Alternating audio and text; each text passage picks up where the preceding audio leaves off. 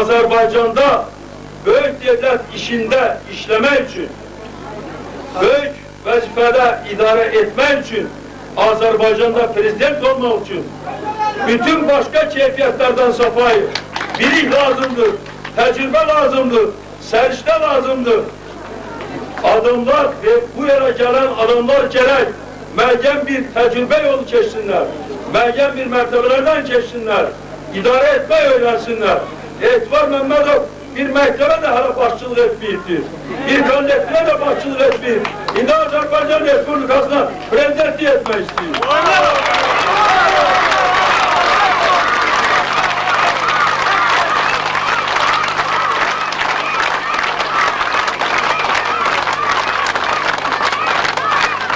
Etibar Mehmetov'un biliğine göre onun çok az biliği var. Tecrübesi hiç yoktur. Hiçbir istihsalat sahasında işlemeyip, hiçbir kollektifde işlemeyip, ona göre de o ne ki prezident kırda bir idare etme vazifesini de bile yaparabilmez.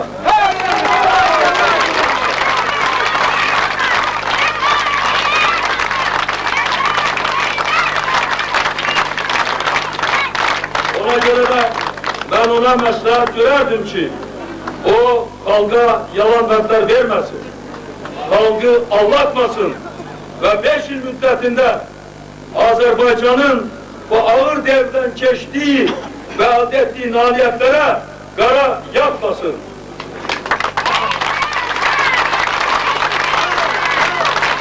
Eğer Etibar Mehmetov böyle bir bacarıklı adamıdsa 93. yılda Azerbaycan'da vatandaş muharebesi baş verende meydana çıkardı. Gelip geldi ki ben bu Respublika rehberliği edebilirim ve Azerbaycan'ın bu ağır vaziyetten çıkarabilirim. O hakkı yoktu.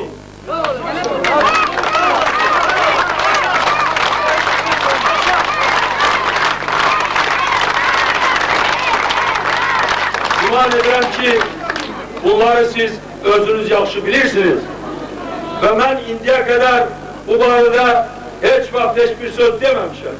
Ancak her gün Etibar Mehmetov bir bazı başka prezidentliğe namzatlar tarafından danışılan yalanları ve böhtanları eşiderken ben artık bugün bu sözleri hem size hem bütün Azerbaycan halkına çattırmalı, özüme borç bilirim.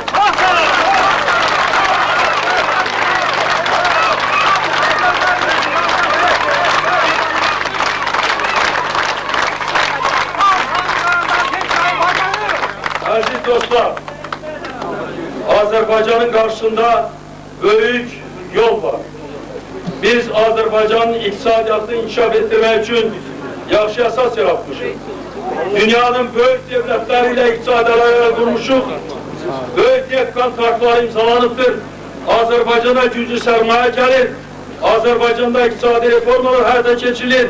Bu il bey Azerbaycan'ın iktisadiyatını kaldıracaktır. Gülen seher Bakı'da İslam konferansı da geçti, Beynelhalk İslam konferansı geçti. Ben de orada iştirak edildim, çıkış ettim. Sentyabr ayın 7'sinde, 8'inde Azerbaycan'da ilk defa tarihte Beynelhalk konferans geçti.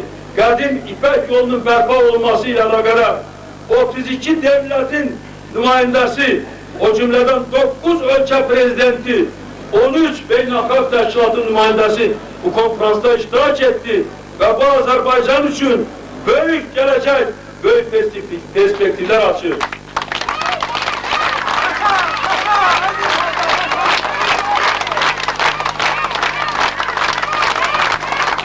Bütün bu işleri biz görmüşüz. Bütün bu tedbirleri biz hazırlamışız. Bunların hamısını benim tecrübem, benim bilgim ve benim iradem hayata geçirdi.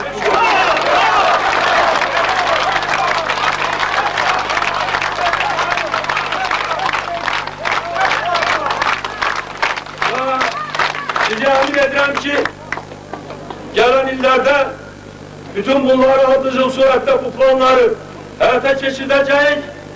11 Oktyabır'da ben inanırım ki siz bana ses vereceksiniz.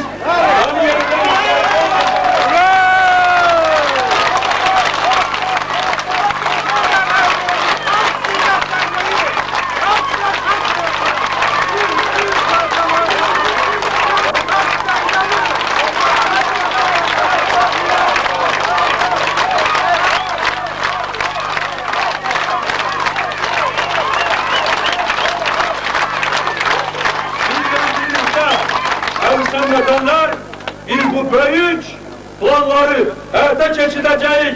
Azerbaycan'ın devlet müstakilliğini möhkemlendireceğiz. Azerbaycan'ı daha da yükselteceğiz.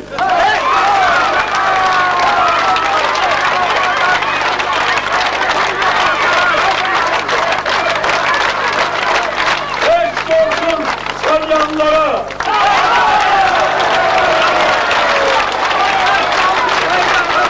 Eş olsun yekta çalanlara.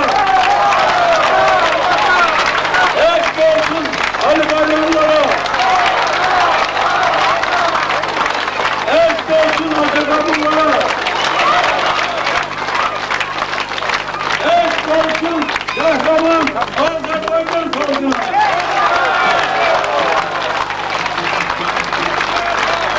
Yaşasın müstakil demokratik Azerbaycan! Azerbaycan!